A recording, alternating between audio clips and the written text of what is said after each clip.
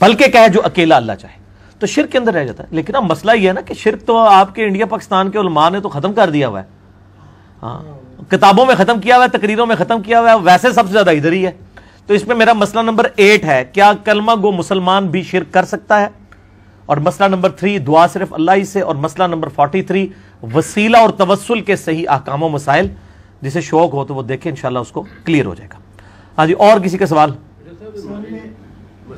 ایک منٹ، ایک وقت میں ایک سوال، آپ کا ایک سوال ہو چکا ہے جی۔ ہماری مسجد میں صبح فجر کی نماز کے ٹائم پہ درس قرآن ہوتا تھا، تو مؤذن میں پہلے سے ہی ریل پہ قرآن رکھتے تھے، سب کے سامنے پڑھا، اور وہ لوگ سب نماز پڑھ رہے ہوتے، قرآن سامنے ہی پڑھا ہوتا، اس میں حرج ہے؟ نہیں، قرآن سامنے پڑھ کے کیا کرتے ہیں وہ؟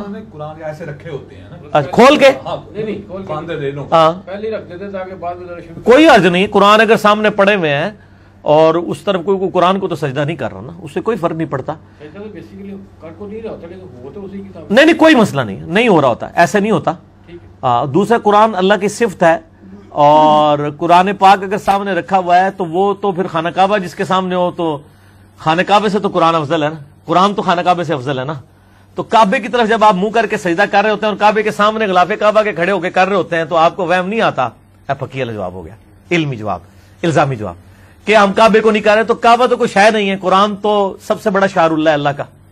تو اگر قرآن سامنے رکھا ہوا ہے تو اس سے بھی کوئی وہم نہیں آنا چاہیے۔ اگر کعبے کے سامنے ہونے سے جو ہے ہی پتھر ہے نہیں ہوتا، تو قرآن پاک کے آنے سے بھی کوئی اس اعتبار سے کسی کے ذہن میں نہیں ہونا چاہیے۔ بہرحال مسجدوں کے اندر ایسی تصویریں لگانا جن میں یعنی لوگوں کی تصویریں نمایاں ہو جائیں، جیسے طواف کعبہ کرتے ہوئے لوگ نظر آ رہے ہیں اور وہ اتنی بڑی تصویر ہو کہ بعض کا تو مقام ابراہیم کی بڑی تصویریں، اس میں لوگوں کی شکلیں بھی واضح ہو رہی ہوتی ہیں، تو وہ سامنے والی جگہ پہ نہیں ہونے چاہیے، نہ مسجد کے اندر ایسی تصویریں ہونی چاہیے۔ تو صرف ماڈل کے طور پہ اگر ہے اور جس میں بندوں کی شکلیں نظر نہ آئے اور سائڈ پہ لکھی ہوئی ہوں تو چلیں، وہ جواز کی حد تک موجود ہے، لیکن باقی اس طرح سامنے سجدے والی طرف جو ہے نا ایسی کوئی چیز نہیں ہونی چاہیے۔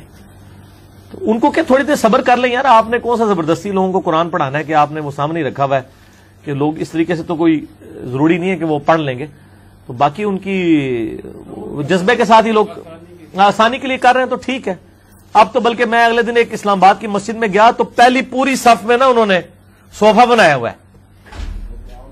اچھا، وہ صوفہ جناب وہ پریکٹیکلی وہ واقعی اتنا موٹا اور زمین سے اتنا اونچا صوفہ ہے اور ٹیپر ہے۔ پہلی صف والے چاہے بوڑھا یا جوان ہے وہ ٹیک لگا کے بیٹھے ہوئے قرآن پڑھ رہے ہوتے ہیں، لیکن انہوں نے اس کو ٹیپر پیچھے ایسا کیا ہوا ہے کہ جب آپ نماز کھڑے ہو کے پڑھتے ہیں نا تو سجدے میں جاتے ہوئے آپ کی پیٹھ پیچھے لگتی نہیں، وہ بالکل سیدھا نہیں ہوتا، وہ ٹیپر ہوتا ہے۔ تو مجھے ویسے بڑا پسند آیا، انہوں نے تھوڑے تھوڑے وقفے کے اوپر اس میں فاصلے بھی دیے ہوئے تھے اگر کوئی پیچھے آنا چاہے۔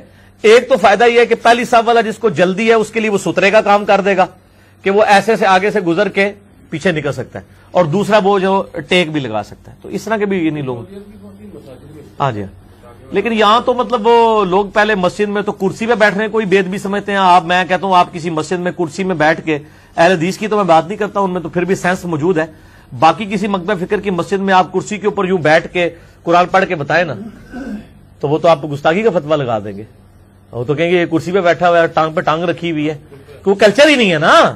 ٹھیک ہے نا جی، ہاں ناول پڑھ رہے ہیں آپ، ہاں بالکل صحیح کہا جی۔ اے دیکھو نا جڑا کدھر رہا ہوتا ہے نا کچھ نہ کچھ گلاں انہوں یاد ہونیاں نے کہ اے کہندے ہون گے، یہی کچھ ہی کہندے نے۔ ٹھیک ہو گیا، ہاں جی، اور سوال کسی کا؟ آپ میں سے کسی کو سوال کسی کا نہیں ہے؟ آپ سب تھوڑے ہو چکے نے، رہ گئے؟ ہاں جی، ہوں تسی بولو جی سوال۔ سر حدیث پاک میں آتا ہے کہ جب آدمی مر جاتا ہے تو فرشتے آتے ہیں، اگر وہ جنتی ہو تو اس کی روح کو غلاف میں لپیٹ کر انڈیجین کی طرف لے جاتے، سوال کریں تو پھر روح تو نکل جاتی ہے، آدمی جسم رہتا ہے۔ جی، مسئلہ نمبر 117 ہے یہ۔ آپ جو سوال پوچھ رہے ہیں نا، آپ مجھ سے سوال ایسا پوچھ رہے ہیں جس کے اوپر پوری پی ایچ ڈی ہے۔ مسئلہ نمبر 117A اور 117B ریکارڈڈ ہے، اس کا جواب ہاں یا نہ میں نہیں ہوتا، نہ ایک لائن میں ہوتا ہے۔ ٹھیک ہوگا جی، یہ پورا مقدمہ سمجھانا ہوتا ہے۔ ٹھیک ہے جی، 117 117A اور 170B عذاب قبر کے اوپر 10 آیات اور 17 صحیح الاسناد احادیث سے قبر مرنے کے بعد روح علیین میں سجین میں جاتی ہے، برے کی روح کے ساتھ کیا ہوتا ہے، اچھے کی روح کے ساتھ کیا ہوتا ہے، اس روح کا اس جسم کے ساتھ کیا تعلق ہے، کیا ہم اس کو آبزرو کر سکتے ہیں نہیں کر سکتے، یہ پوری ڈاکٹرائن ہے نا۔ تو وہ ایک دلائل کے ساتھ میں نے ایک ایک حدیث کے نمبر بتا کے وہ ریکارڈنگ کرائی ہوئی ہے، آج کی نہیں 4-5 سال پرانی ہے، تو ماشاءاللہ اس سے آپ کو سارے معاملات جو ہے برزخ کے حوالے سے، سماع موتا کے عقیدے کے حوالے سے، باقی ساری چیزیں انشاءاللہ تعالی کلیئر ہو جائیں گی. ہاں جی، اور آپ کے سوال؟ جماعت المسلمین کی جو تفسیر قرآن عزیز ہے، جی. تاریخ اسلام میں کس حد تک کامیاب ہے؟ دیکھیں جی، میں کسی کی کو بھی کلین چٹ نہیں دوں گا کہ جی فلاں کی تفسیر ٹھیک ہے، فلاں کی تاریخ تو فراڈ ہے جی. میں نے دیکھی ہے، انہوں نے بالکل جھوٹ بولا ہے. جنگ جمل صفین نہروان کا انہوں نے انکار کیا ہوا ہے، اور اس نے یہ جھوٹ بولا ہے کہ یہ تو حدیثوں میں تو ملتا ہی نہیں ہے، تاریخ میں. حالانکہ جنگ جمل صفین نہروان تو بخاری مسلم میں موجود ہے، میرا ریسرچ پیپر نمبر 5B ہے. یہ سب سے بڑی کمزوری ہے اس تاریخ المسلمین جو جماعت میرا ایک یوٹیوب پہ کلپ ہے، اہل حدیث اور اہل تاریخ میں فرق. یہ کوئی پونے گھنٹے کا کلپ ہے، یہ آپ کو پوری گیم کھول دے گا کہ بنے تو اہل حدیث ہوئے میں باتی تاریخی کر رہے ہیں، اور جو حدیثوں سے باتیں بیان کرتا ہے اس کو کہتا ہے یہ تو تاریخ بیان کر رہا ہے، حالانکہ خود پوری ڈاکٹرائن تاریخ کے اوپر بنائی ہوئی ہے. وہ اسی کے جواب میں ہی ہے میرا، اہل حدیث اور جماعت المسلمین والوں کے جواب میں. اور باقی جو تفسیر ہے مسعود صاحب کی وہ بڑی اچھی ہے، اس میں کئی جگہ ان سے غلطی ہوئی ہے. وہ تو انسان تھے، بل بہت اچھی انہوں نے محنت کی ہے.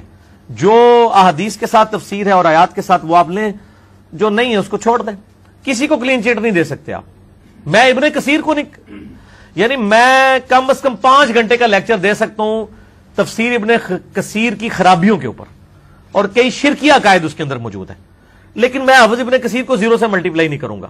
گپ شپ انہوں نے لکھ دی، کئی واقعات عجیب و غریب قسم کے، وہ سیکسی قسم کے واقعات بھی لکھ دی ہیں قرآن کی تفسیر کے اندر.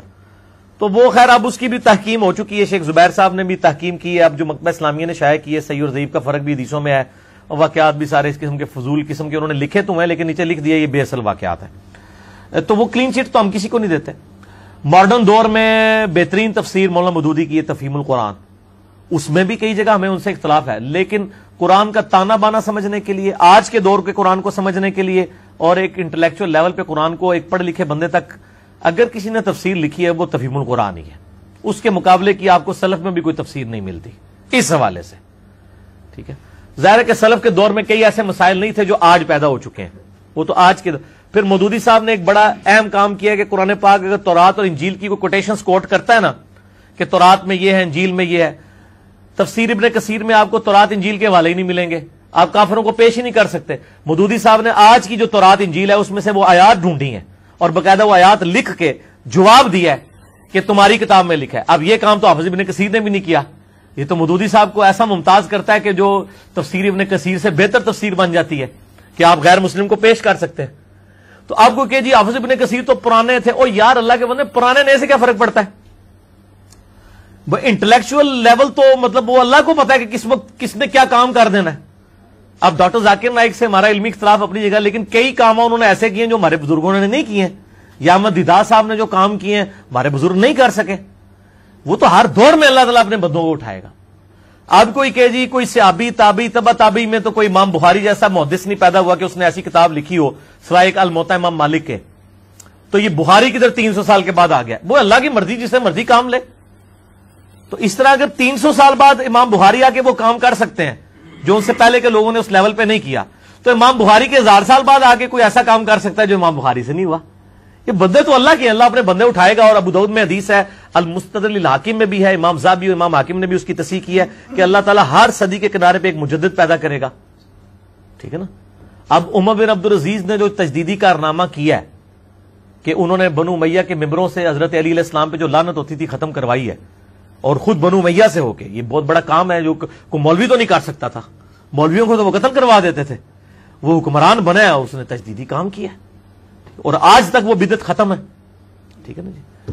تو اس حوالے سے وہ کسی بھی دور میں کوئی آ سکتا ہے. ٹھیک ہو گیا. مشکات المصابیح کے بارے میں نے عالم سے سنا ہے کہ اس کے 3 حصے ہیں. ایک حصہ ناقابل اعتبار ہے، ایک حصہ ملا جلا ہے، ایک حصہ قابل اعتبار ہے.